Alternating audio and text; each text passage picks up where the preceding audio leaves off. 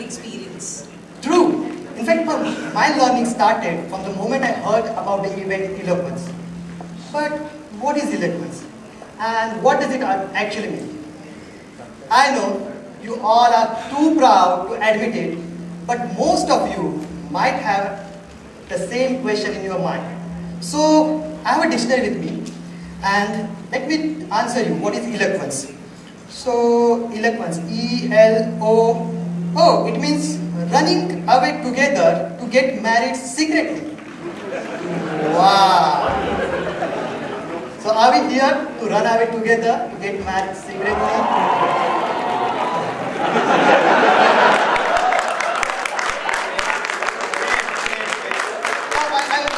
I'm so sorry. That's not eloquence, actually. That's elopement. Elopement. I'm so sorry. Eloquence is actually stands for effective and fluent use of language. Okay, so we all are here to celebrate effective and fluent use of language. And I feel that I'm the most obvious choice as a host of this event. Don't you think so? I don't know about that, but we have with us here today a man who clearly was an obvious choice as the speaker for this event. A man who personifies the word eloquence. A person who has penned down his eloquence into his magnificent novels. With his books like Rosabelle Line and the Krishna Key, he has been called the Dan Brown of India. His first novel, The Rosabelle Line, became a national bestseller.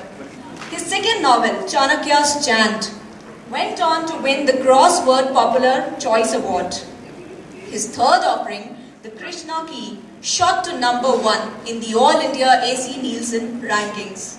And the fourth one, Private India, hit the UK top 10 in a very short time. Let me tell you, his last novel, Sialkot Saga, made him the Jeffrey Archer of India. Before I call this man, I have a request from you. Please put your mobile phones on silent mode and avoid any movement outside the room all the time he speaks. So ladies and gentlemen, please put your hands together for one of India's finest English fiction authors, Ashwin Sanghi.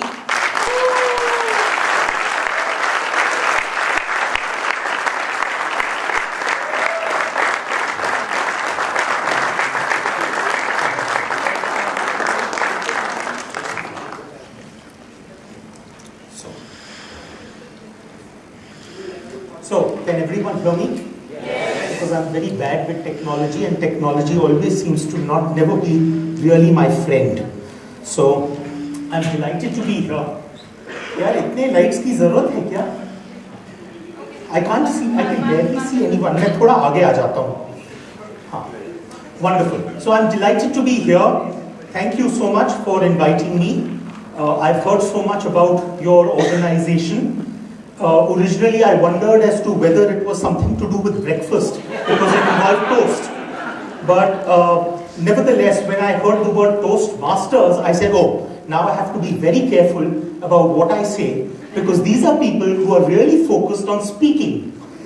So, without much ado, let me tell you a little bit about what I'm going to talk about. The whole process of creativity is what I want to touch on today. And of course, it was the famous quote by Steve Jobs, which said that creativity is just connecting things. When you ask creative people how they did something, they feel almost a little guilty because they didn't really do it. They just saw something. And it seemed almost obvious after a little while. Now I'm going to repeat this particular quote at the end of my presentation. Because hopefully by the time we reach the end of the presentation, you will realize precisely what I'm talking about. But how do you get to creativity? How do you reach that point which Steve Jobs is talking about? And well, what helps us along the way is Isaac Asimov, who says that it's not so much what you have to learn if you accept weird theories, it's what you have to unlearn. Because if you have to accept something, you first need to unlearn. So, all of you know me as the writer of the Rosabelle Line, Chanakya's Chant, Krishna Key, 13 Steps to Bloody Good Luck, Private India, and the Sialkot Saga. But what most of you probably would not know is the fact that this is 180 degrees to the world that I grew up in. The world I grew up in was a typical Marwadi Banya family, where I started working at age 12. I used to go to my father's office where I used to be taught how to maintain the Bahi Khata. For those who are not familiar, it's basically traditional form of accounting. So this is pretty much the environment in which I grew up. But the one thing that was in parallel for me, which was happening, was the world of books. My Nanaji, my maternal grandfather, loved books, and he would send me one book every week to read. And during his lifetime, I received something in the order of about 400 plus books from the man.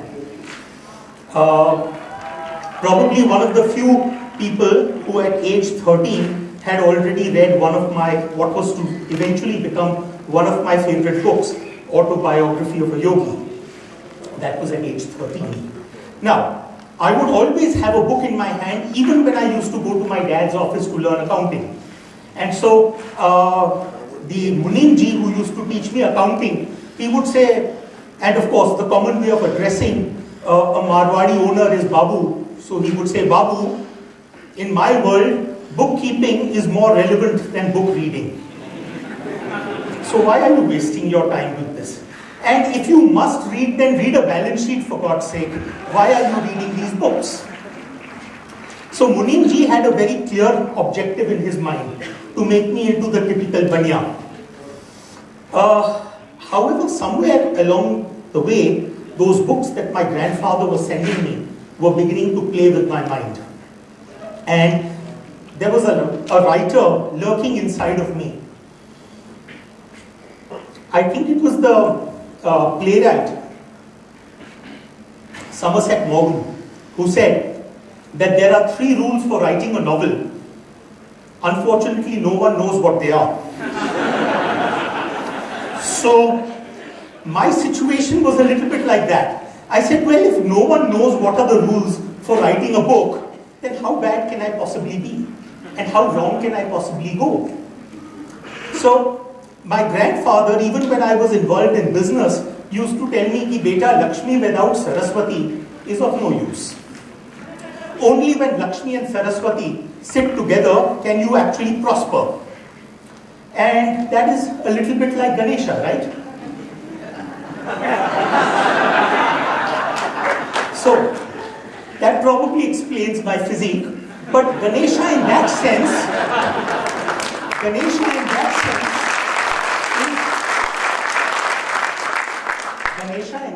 is the original connector. The connector of Lakshmi and Saraswati, and the connector of wealth and knowledge.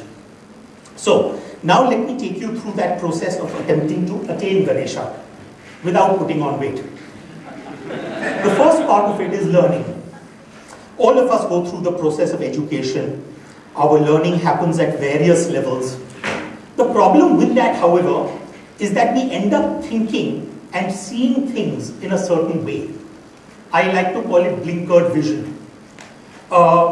You almost believe that your way is the right way, and that an alternative may not necessarily be true. What happens with that blinkered vision is that in order to get rid of it, you have to go through a process called unlearning. It's almost like rebooting a computer, almost like erasing the hard drive, almost like switching on the factory reset of your iPhone. Almost. And then once you've gone through that process of unlearning, you can start the process of connecting the dots. So, let me give you a small test. What do you see here? How many people see pillars? And men? Both? Lovely, lovely. That means I'm dealing with an audience that doesn't have a blinkered vision. Wonderful. So both of those are there. There are men also and there are pillars also. How many see a frog? And how many see a horse?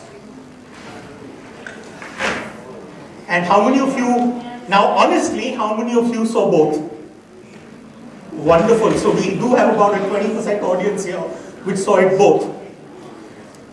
How many see musicians and how many see old people?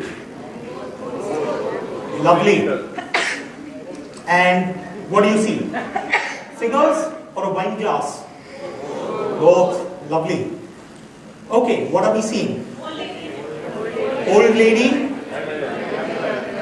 I hear old lady here and I hear young woman here. So obviously this side is more enamored by young women. Okay, so the point is that they are both there. It depends on which angle you're really looking at it from. And most people tend to see one or the other first. But with some effort, you could actually train your brain to see both. The ability to simultaneously entertain what I consider to be two seemingly opposite ideas is the starting point of unlearning, where you say that yes, both are valid outcomes, both are valid situations. You have to train your mind to view the alternative as an equally legitimate outcome. So how do you really unlearn and then connect and then create? Step one, create space for free and unhindered thinking. Second, play with ideas, even the outrageous ones. Let me tell you, when I was writing my first novel, The Roosevelt Line, I was rejected by 47 publishers because they said this book is outrageous.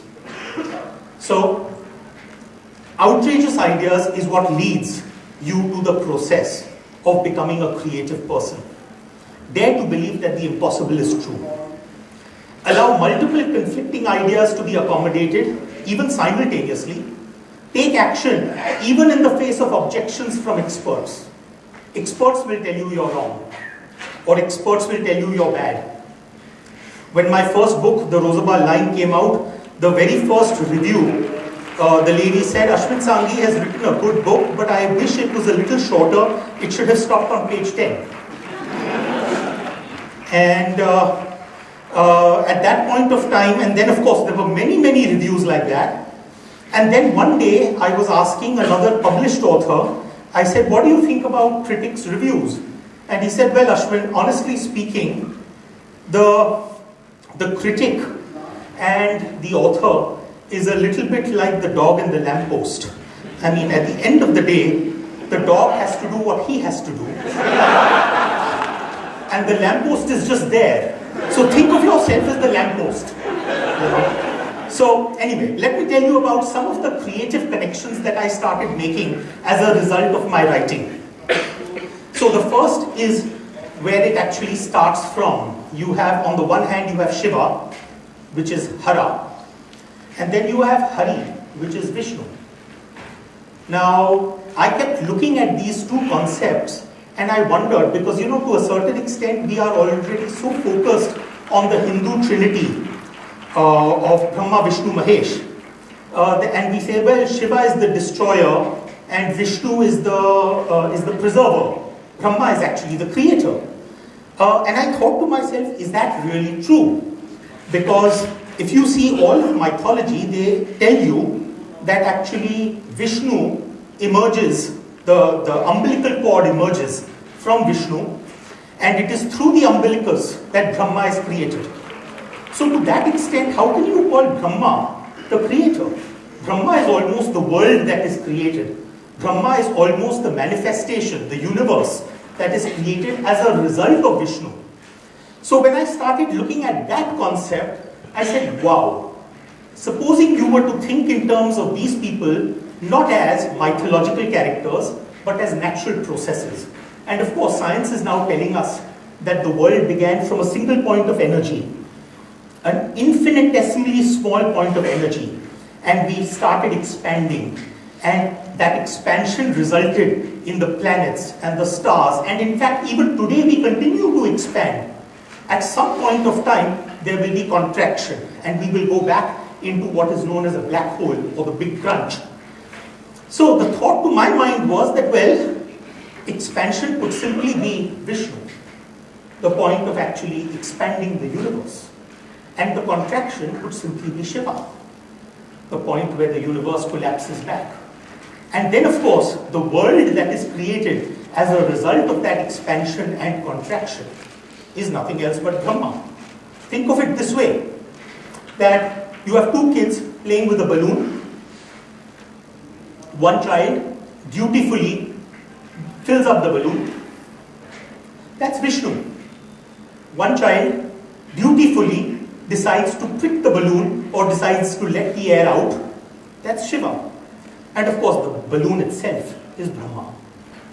So, the thought I had was that, well, if you could think of Vishnu and Shiva as simply expansion and contraction, then they are simply referring to two opposing forces. Simple as all that. Let's remove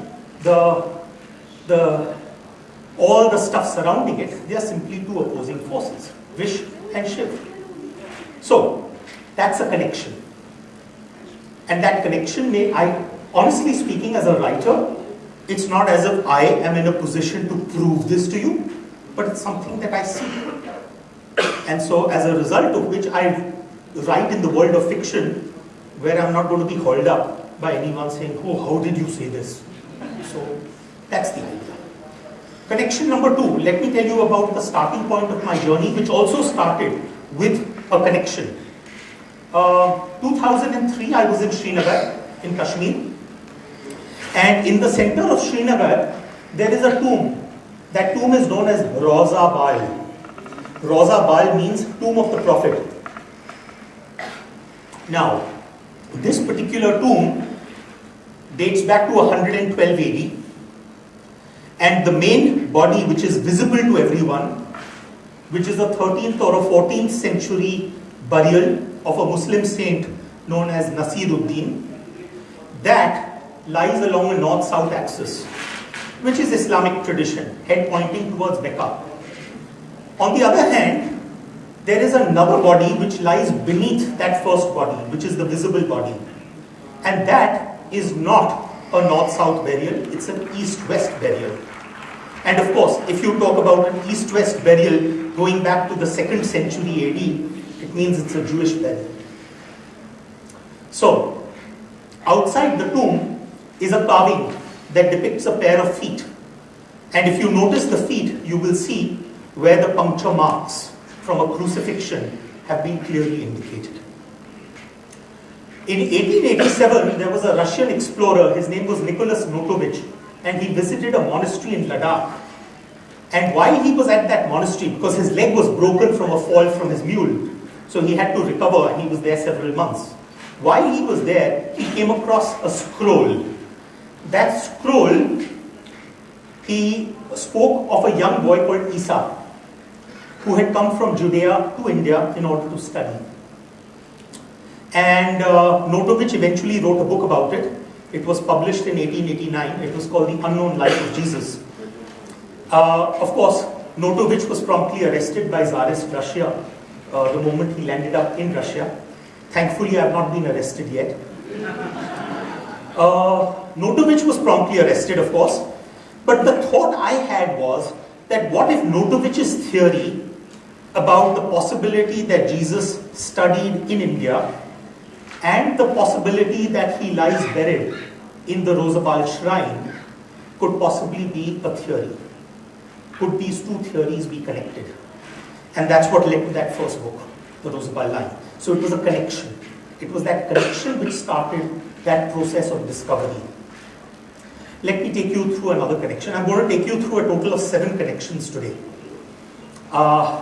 This actually goes back to Kolkata, a city where I was delivering a lecture to a bunch of students. And while I was there, I had a little bit of time to kill after my lecture. So I told the driver, I said, take me to some interesting places in Cal, show me around. So he said, there's an interesting temple that I can take you to. I thought that all temples in Calcutta are basically for Kali Mata. So I figured that, okay, this is going to be one more of those related to Devi Ji. So I went into a very unassuming sort of structure. It was hardly a temple, it was more like an ordinary room. And in the center of that room was a green marble throne. And on the throne was a pair of sandals and a portrait of Amitabh Bachchan. Now, for a minute I thought that maybe I'm imagining things. But I wasn't. There was a Pujari ji out there who was doing Aarti in all earnestness. And in fact, I was told that the Aarti is performed 4 times a day. I pinched myself and then I walked outside of the temple, and there was a young boy outside who was selling little prayer books. So I picked up one which is lovingly preserved in my collection, and it is known as the Amitabh Chalisa. So I thought to myself that day, that's the day actually when that, जिसे कहते हैं बत्ती जल जाती है, when the light goes on, the flash bulb goes on. And I thought to myself, what would happen, Ashwin, if you were to die at this moment and 500 or 1,000 years later, you are reincarnated and you emerge in a country now where Amitabh worship has really caught on. I mean, now it's not one temple, it's not 5 temples, it's like 1 lakh temples for Amitabh worship. And someone was to tap you on your shoulder and says, Ashwin, do you think Amitabh could have been a real man in history? Right? Now that's precisely the question that we ask about Ram or Krishna or so many other mythological characters. It was C.S. Lewis who said that a myth is a lie that reveals a truth.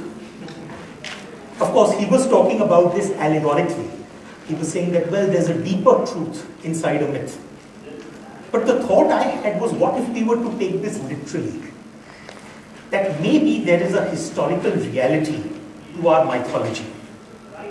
So what if mythological figures are based on historical ones? And so the process started of attempting to connect myth and history. And I started bringing myth and history closer, attempting to connect the dots, attempting to make those connections. And what happens when you bring myth and history closer? You get mystery. And that's precisely what I try and do. Give you interesting reading, which is a combination of myth and history. And so that's the third connection that I work on. Let me take you to the next one. Ancient Persia, we know that this was the place where a great figure who is responsible for 3 of the world faiths emerged from. The person I'm talking about is Abraham.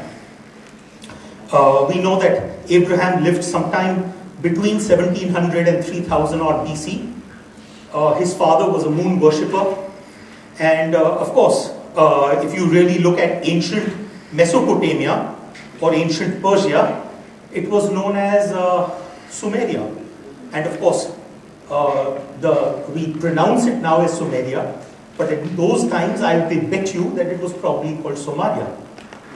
And Soma, of course, is related to Somras, and it's related to Somvar, and it's related to the moon, Som.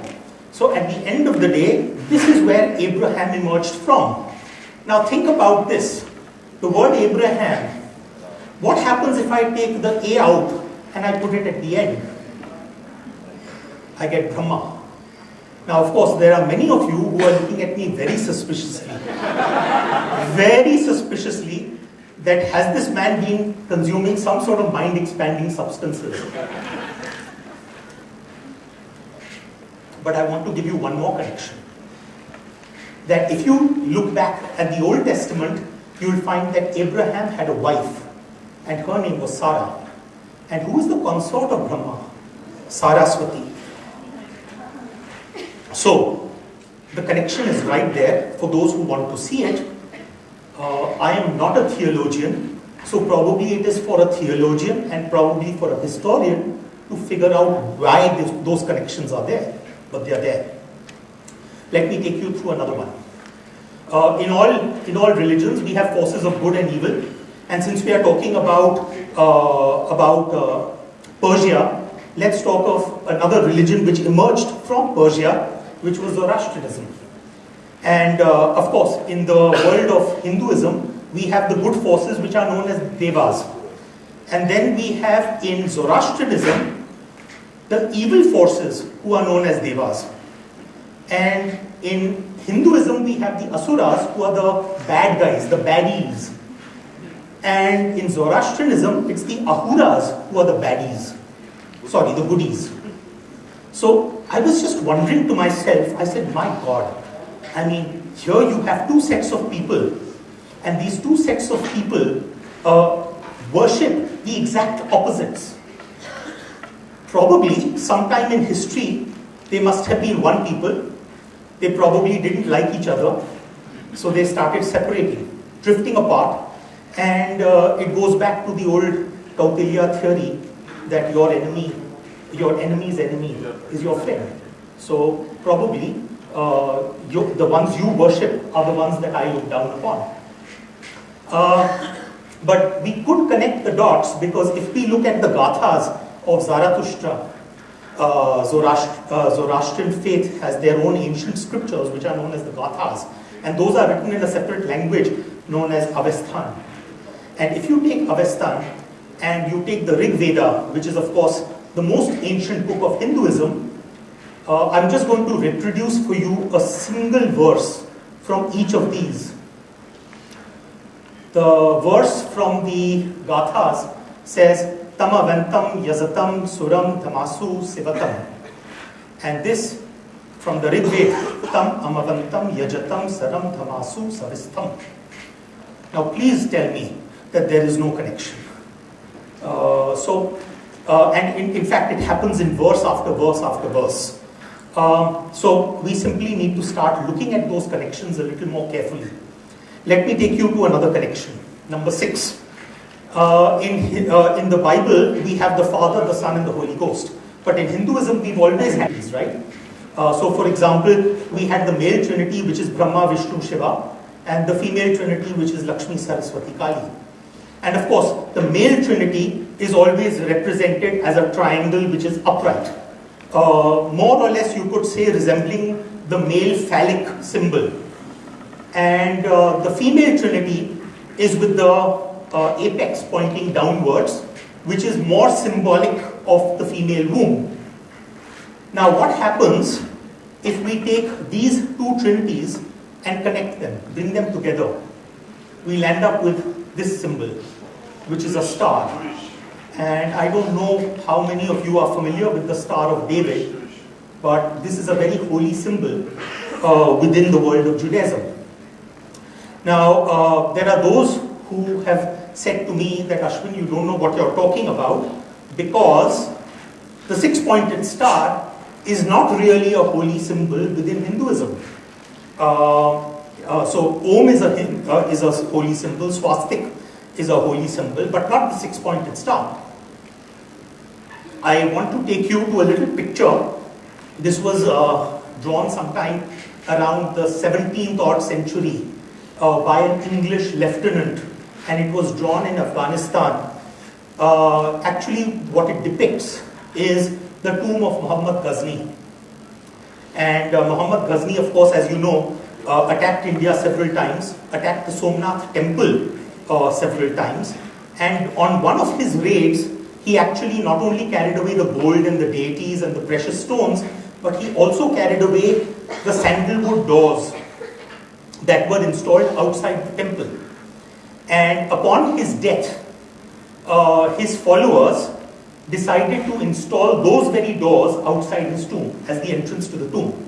So the picture that is represented here shows those sandalwood doors outside his tomb. Now I want you to look a little closer. I don't know whether it's very clear on the image or not. So because it's not too clear, I'm going to zoom it in. That's a six-pointed star for you. And that's a door which came from the Somnath Mandir. So obviously there was again a connection between the six-pointed star and Hinduism at some point of time. Let me take you to my last and final connection of the day. We have the Holy Quran and Bismillah al-Rahman al-Rahim, the very first line of the Quran.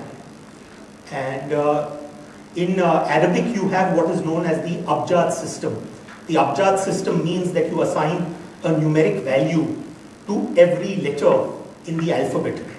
So if you were to add up the numeric values of that first line, Bismillah al-Rahman al-Rahim, what you land up with is 786, which explains why Muslims of South Asia treat this as a very, very holy number.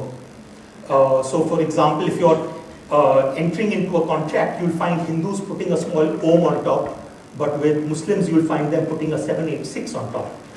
And similarly, you see this on coins going back to the 1600s, 786 on minted coins. Amitabh Bachchan, if you see the billa that he's wearing, it's 786. And of course, Akshay Kumar did not want to be outdone, so he did Khiladi 786. And you'll see it on number plates, people using 786. So it's a very, very holy number.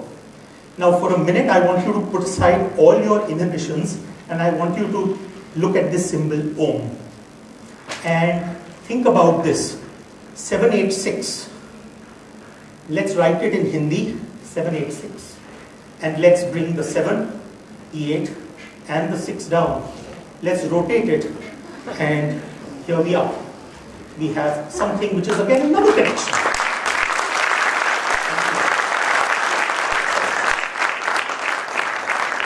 So what do I want to tell you? In conclusion, what do I want to tell you through these connections? Think about this, that in our country, we have 300 versions of the Ramayana. 300 versions. The most famous, of course, is the Tulsi Ramayana, or the Ramcharitmanas as we call it.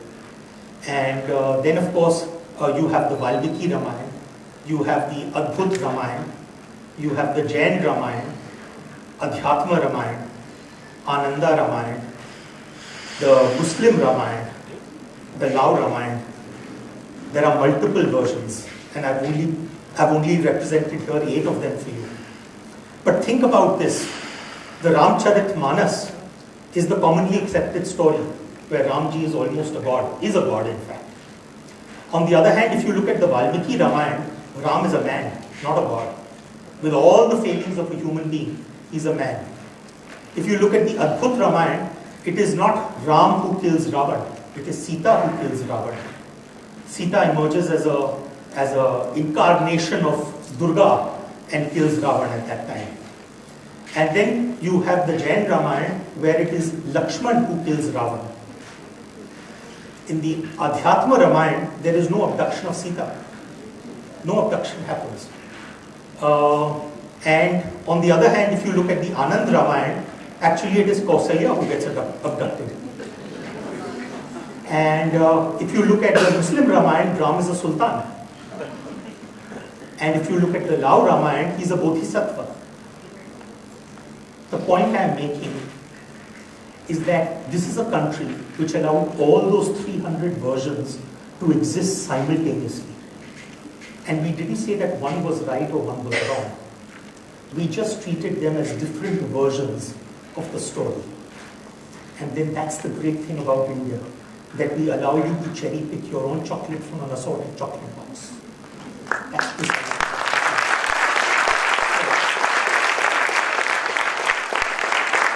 hopefully, this little journey that I've taken you through will help you in terms of removing your blinkered vision, addressing the issue of unlearning, and hopefully at some point of time, you'll start connecting the dots.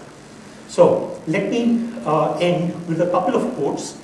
It was John Maynard Keynes who said, "The difficulty lies not in new ideas, but in escaping from the old ones." And Alvin Toffler said, "The illiterate of the 21st century will not be those who cannot read or write, but those who cannot learn, unlearn, and relearn."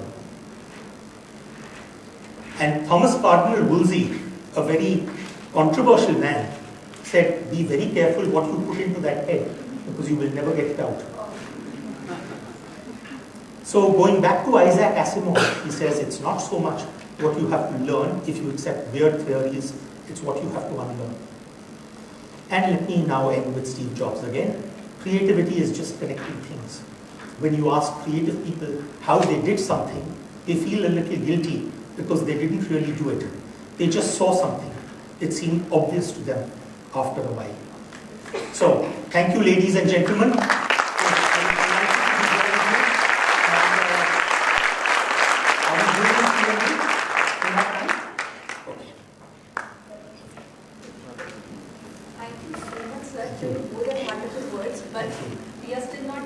Okay, sure, I'm here.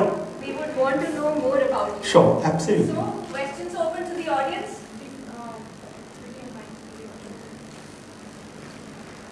You may raise your hand and we would hand over the mic to you.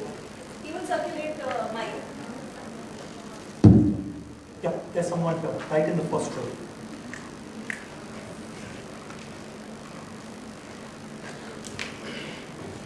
Hi, Mr. Ashwin. Hi. Fantastic job, of course. Thank you. And as you said, your thoughts were quite outrageous. Have you got any threats? My first question is that. Yeah.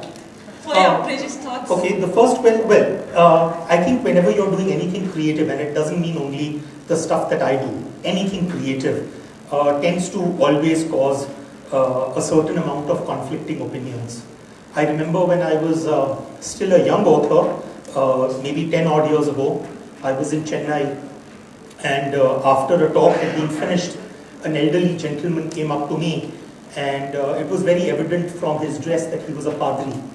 So he came up to me and he said, son, I just wanted to bless you. So I said, sure, Father, please go ahead.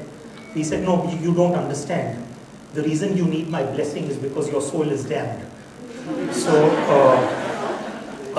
that was the first experience I had, because as far as his yardstick was concerned, I had done what was called blasphemy, where I had spoken about the possibility that Jesus Christ could have survived the crucifixion.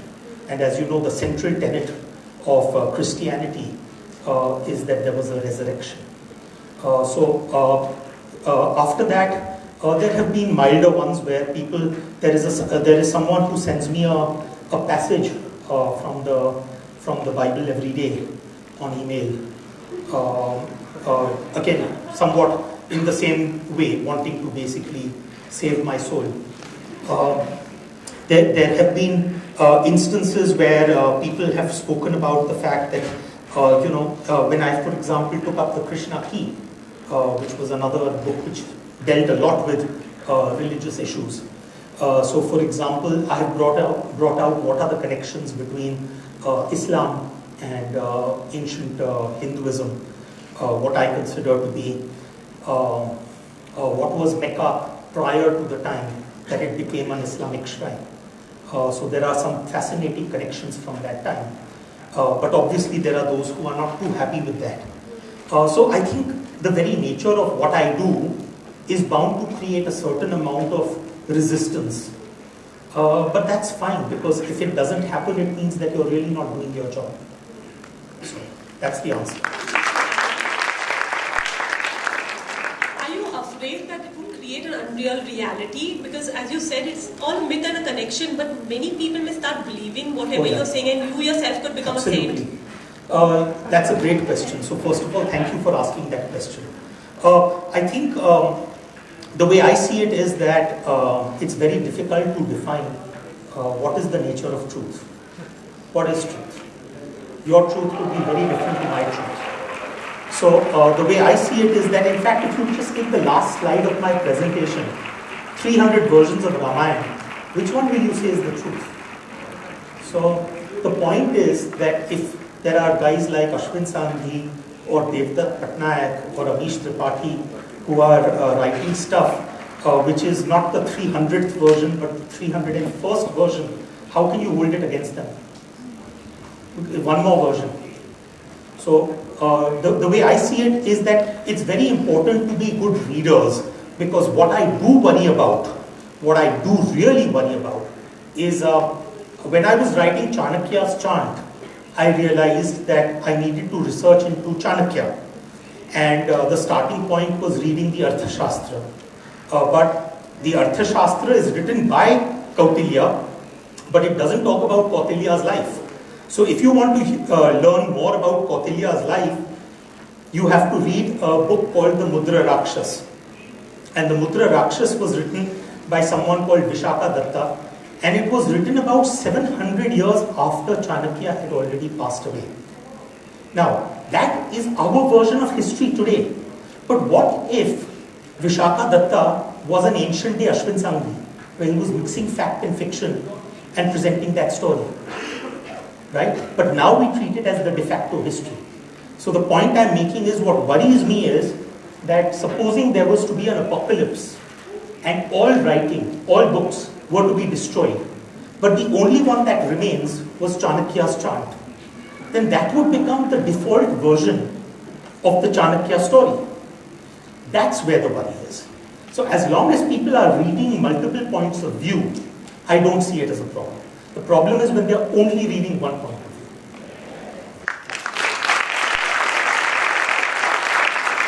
Hi, Ashwin.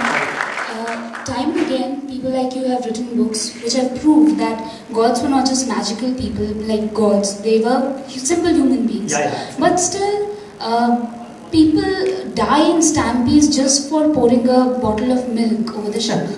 What do you think can be done to change this? To make people believe that we need to emulate their actions than just going and praying in the temples. And I have another question. Sure. I read the Krishna key and I was very excited for the end, but you have not said anything about what actually happened to the Syamantak. Right. So you've just said that is alchemy in progress. So Yes. do you really believe that Syamantak is in the dome of the Taj Mahal? Thank you. Okay. First, let me answer that question about people dying in stampedes.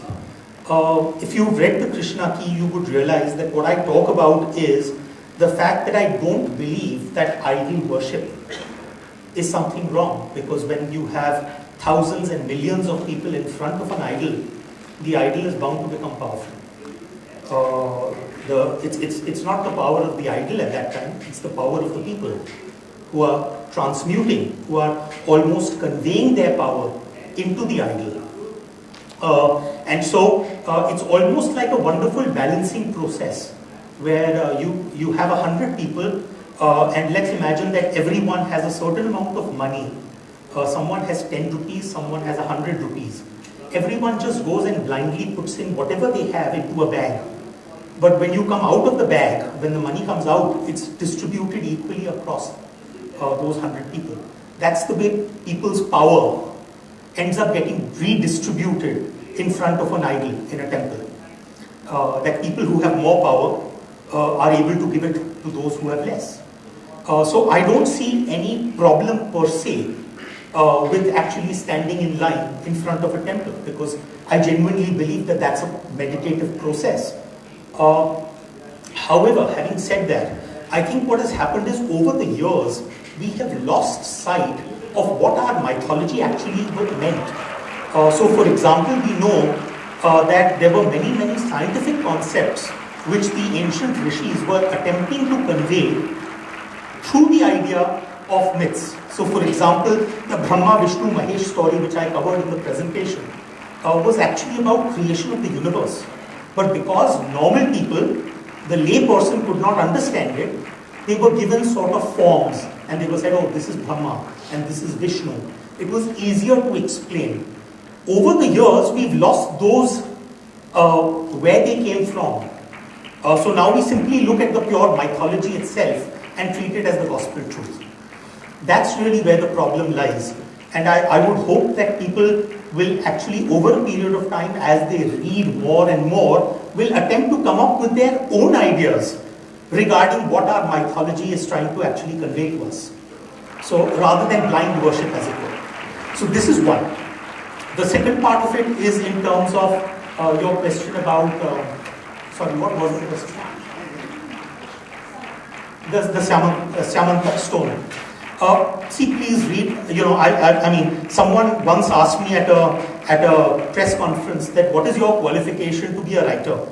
At the end of the day, as a writer, you're a Bidbaniya, you did an MBA, and that too in finance. You've worked for 15 or 20 years studying balance sheets, and suddenly you decide to write a book, and that too on mythology. So what exactly are you up to? And I said, look, when I was growing up, the one great quality which my parents will also tell you that I had was the fact that I was a wonderful liar. I could lie with a straight face. So, as fiction writers, we are lying all the time, right? And that's precisely what I do. So please take what I've written with not just a pinch of salt, but a sack of salt. So the connection between the Syamantak and the Taj Mahal is something which is a product of my imagination. It is not something which is real. But yes, do I think that the Syamantak as a stone or as a philosophy could exist? Yes, I do. I think someone's holding up a card at me, so am I supposed to wind up now? Hi, Mr. Ashwin. He's holding up a card at me. Why are you holding that card? Hi, Mr. Ashwin. Hi. This is not a Stop holding the card, you're causing me tension.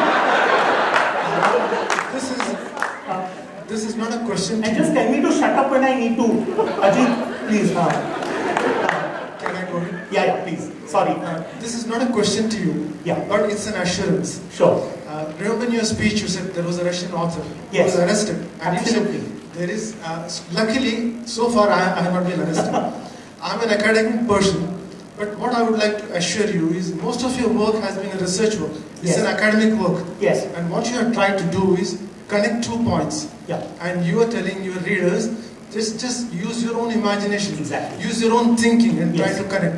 So Yes. there is no way you are trying to Yeah. force your opinions on Exactly. somebody. So this is an assurance that you won't have any issues or any problems. That's right. So you need not worry. Thank you so much, sir. I need your blessings. Thank you so much.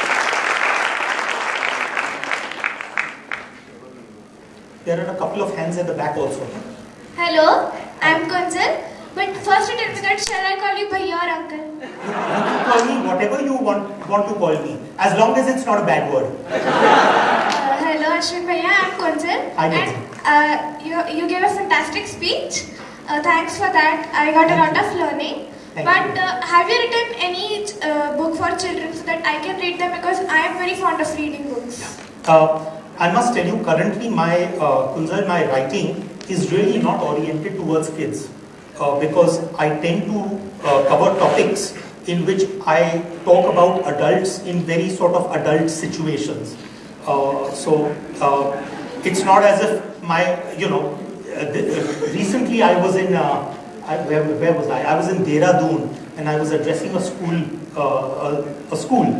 and a concerned parent came up to me and said, my daughter is 13 years old. And can I get her a copy of the Sialkot Saga to read? And I said, listen, as long as you put a rating sticker on it, because in my opinion, if she has to read it, she should be reading it after 15, not at the age of 13. Currently, I haven't written too many of those. I have written a non-fiction title, which is called 13 Steps to Bloody Good Luck. And I believe that all kids and youngsters, everyone, should read that book, because it pretty much charts out my journey as an author, and it talks about how you need to remain positive in your life and how you need to remain motivated. The next book which comes out from me is a crime thriller, so sorry, that's again not for you. But I have already committed to a publisher that by the end of 2017, I will write a children's book. So that's my promise to you.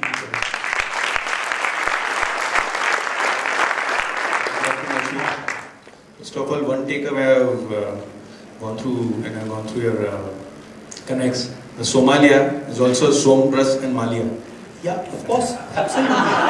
Today, the condition of our country has become Somalia. Country's bank, sorry. Jokes apart. More importantly, what I've seen is during these connects, the Indian mythology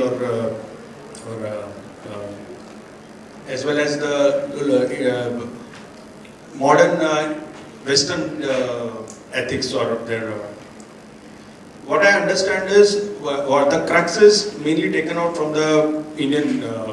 For example, we talk about Peter Drucker, but if you read that, something has come out of Chanakya. Yeah. We read about modern medicine. Yeah. It has come from Dhanvantari. Yeah. So the whole my question is, when it is something like the old wine in new bottle, because if the westernized people or some authors, they come to us and they say in their speeches, we really appreciate. Yeah. But when it comes to our own culture, we really lag behind a lot. Yeah. So, as an author or as a speaker, what effort you can take to spread the message that we are the masters? Okay. I think to a very great extent what's happened is that over the years, that philosophy which is ghar ki murgi dal barabar has come back to haunt us. So even a concept like yoga, ultimately it needed to go back to the US before it eventually came back to us, and we picked up on it and we said, oh wow, yoga, let's now have International Yoga Day. I mean, so to a very great extent what you're saying is right. I don't believe that everything came from India. I believe a lot of stuff came from India, but there was a lot of stuff that also happened in the rest of the world, which was adapted, and there was that two-way exchange that was going on of information. So for example, if you take, let's say for example, the numbering system came to us from Hinduism, from India, but we still call it the Arabic numerals because the Arabs developed it, they eventually improvised on it, and eventually they took it back to Europe. And so the Europeans, because they received it from the Arabs, they said, oh, this is the Arabic numbering system. So somewhere along the way, the Indian part of it, the Indian connection was lost. Having said that, I think to a certain extent what is going on is that we need to find a way to bring this information to modern day young demographic, but in a way that they can easily absorb it. So, for example, I think the days are gone when we can simply say, oh, in the Ramayana there was a Pushpak Viman and it just took off with a bunch of wings and, Ramji went back to Ayodhya. I mean, I don't think that works. I remember when I was working on the Roosevelt line, my whole effort was that can I connect the dots, different theories, can I bring them together? And I ended up writing. At that time, I didn't even know that I was going to be writing a book. I was just reading multiple books, talking to multiple people, and simply making notes. Eventually, it resulted in a 50-page document, which was something like a thesis, you could say, of all of the stuff that I had gathered. And I remember giving it to my wife, and I said, yaar, isko zara padho and tell me how it sounds. And so at night she was reading it, and the next morning when we got up, she says, congratulations. I said, why? She said, you found the cure for insomnia, because I fell asleep after the first 2 pages. So she said, Ashwin, no one's going to read this. You may have a lot of information with you. You may have a lot of research. You may have done lots of stuff, but no one's going to read it. Who's going to read this? It's so boring. It's so utterly boring.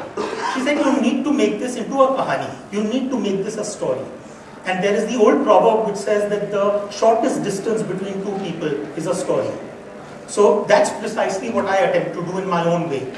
Create a cute little story which can engross you. But I have always believed that my job as a writer, always, my first priority is to entertain. Because if I can't entertain you, I'll not hold you to the book. The second is probably along the way, maybe you'll pick up a few facts that you didn't know earlier. That's what I call educate, the second E. And the third part of it is that at the end of the book, can you feel a certain wow factor that I never thought of this way? That's what I call the moment of enlightenment. So if I can, in a single book, give you a little bit of entertainment, a little bit of education, and a little bit of enlightenment, I think hopefully we'll get there. Yeah. Hello, Ashwin. Hi. My name is Anand. So my question is very simple to you. After reading so many scriptures, mythological, and thinking about the connecting the dots, I just have one question. Do you believe in God? And how do you relate that term of generator, operator, destroy in your personal life? Okay. Great question. First of all, thank you so much. I think he deserves a round of applause for asking that.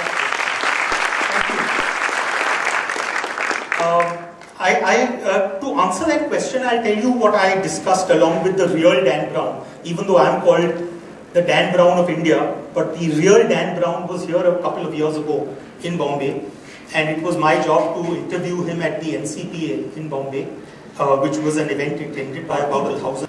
After the event was over, we decided to go away to a restaurant in a quiet corner, and we sat down to talk. And he asked me this question. that what do you think is God? And I took a napkin, paper napkin, and I took out my pen, which I always carry. A writer should never be caught without a pen. So I took out my pen and I wrote G is equal to infinity minus K. And I said, that's the formula for God. Dan thought that I had probably had too many drinks by then. So he said, okay, now explain this. What is G is equal to infinity minus K? I said, think about this, that the ancient Egyptians saw the sun rise in the east and set in the west. And because they didn't know what the sun was, they said, this is Ra, he is the sun god. And he gets up in the morning and travels across the sky in his chariot. And by the end of the day, he's tired and he goes off to sleep. And that's when nightfall happens. So it was a wonderful little story which explained something that they could not explain. So I said, think about this, that if in this formula, G is equal to God, infinity of course is infinity, and K is human knowledge. So which means that over a period of time, as human knowledge keeps on increasing, we leave a little less space for God. Because over a period of time, the ancient Egyptian theory, when Copernicus and Galileo came along and they said the sun is a ball of fire and the planets rotate around the sun, suddenly the poor Surya Bhagwan, Surya Dev, lost his divine status, because now suddenly we could explain it. This is really what I see happening, that as we are able to explain more and more things, we end up leaving less space for God. But luckily for those who are the mathematicians here, anything reduced from infinity is still infinity. So the way I like to think about this is that no matter how much knowledge you may develop over a period of time, infinity will stay infinity. So that's really good. I'm told this is the last question. Sure. My name is Jose. Hi. Good afternoon. Good afternoon, Ashwin. sir. You have been talking about religion, in fact, playing with religion, and playing with religion is like playing with fire. Absolutely. It's Absolutely. Though your safety has been guaranteed by some of my friends here, I'm not too sure.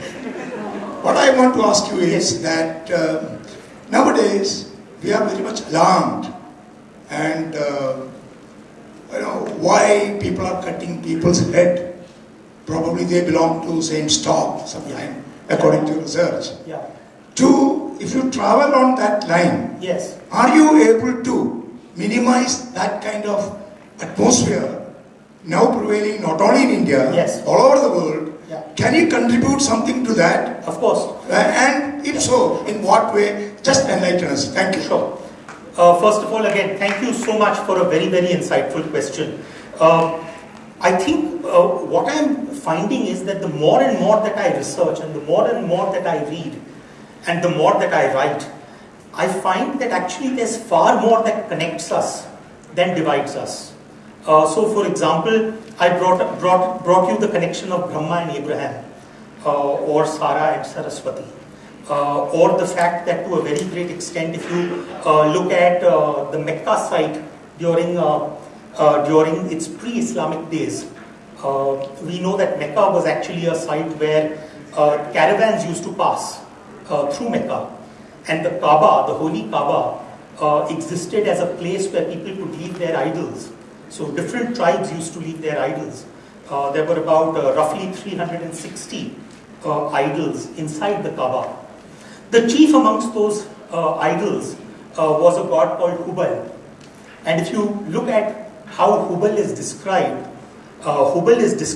as a very, very muscular god. He's described with long hair. And it is from that hair that the holy water of Zamzam flows. And he has the moon and the stars trapped in his hair. Now, to me, it strikes me as a wonderful resemblance of Shiva. So I believe that by talking about these connections, we are actually driving people to understand that actually what we are fighting for, our individual spaces, actually nothing was really ours. We borrowed everything from everywhere else. You take, for example, the story of Jesus Christ. We know that we talk about Jesus as Jesus of Nazareth. And there were people who used to call Jesus of Nazareth, Jesus the Nazarene. And if you go back to Egypt, which is pre-Christianity, around 250 BC, we know that Emperor Ashoka had sent great missionaries of Buddhism to Egypt. And this resulted in a school of thought which eventually was symbolized by Pythagoras, but came to be known as the essence. And we now have found that there are scriptures, like for example, the Sermon on the Mount, which we thought could be attributed to Christ, which we now find is actually was already there in the Dead Sea Scrolls. So what it again tells us is that those words may have been mouthed by Christ, but they were already part of Buddhist thought well before Christ. Now, if everyone was to start having knowledge of those connections, what is left to fight? Because nothing is really mine. I don't know what I borrowed from where. The number of things that we as Hindus have probably borrowed is not funny. Like for example, if you go back into Kerala and Cochin, when Saint Thomas arrived, and the Mylapore Christians, the Syrian Christian church, when Vasco da Gama arrived in India, he thought that he was going to end up converting a large chunk of the population to Christianity. He was so surprised when he found that churches were already there, because actually Saint Thomas had already done that job many hundreds of years earlier. And in fact, when he had to actually demolish some of those churches and ban them, because they had absorbed so much of Hinduism that they were resembling much more of pagan worship than pure and simple Christianity. So I think it is very important for these stories to emerge. And if these stories emerge and are read in the right spirit, then I believe that they will do the job of uniting rather than dividing.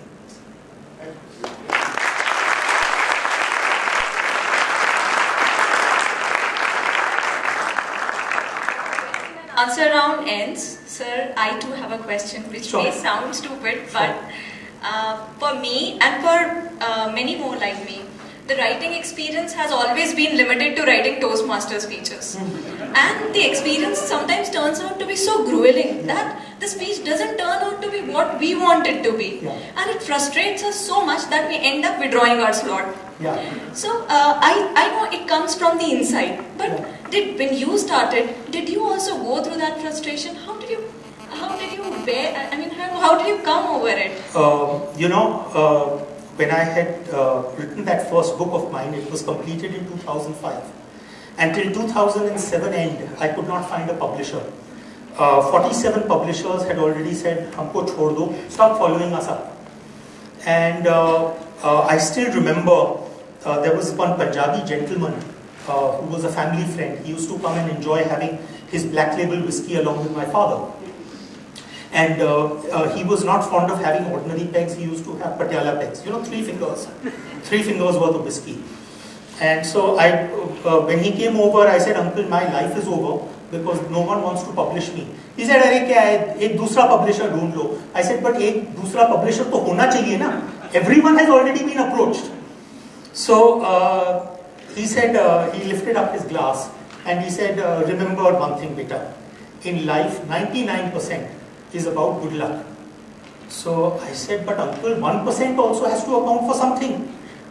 There must be talent, hard work, inspiration, something or the other must be there in that 1%. So he lifted up his glass once again, drained it fully. The full Patiala peg was drained instantly. And he says, that 1% is known as bloody good luck. So, search for your bloody good luck, it will happen.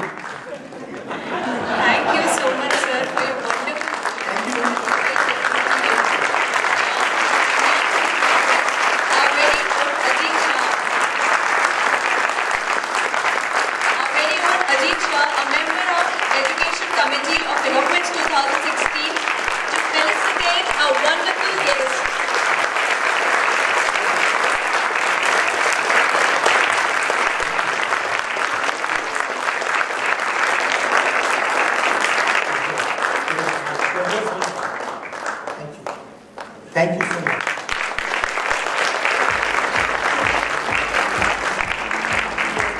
Thank you.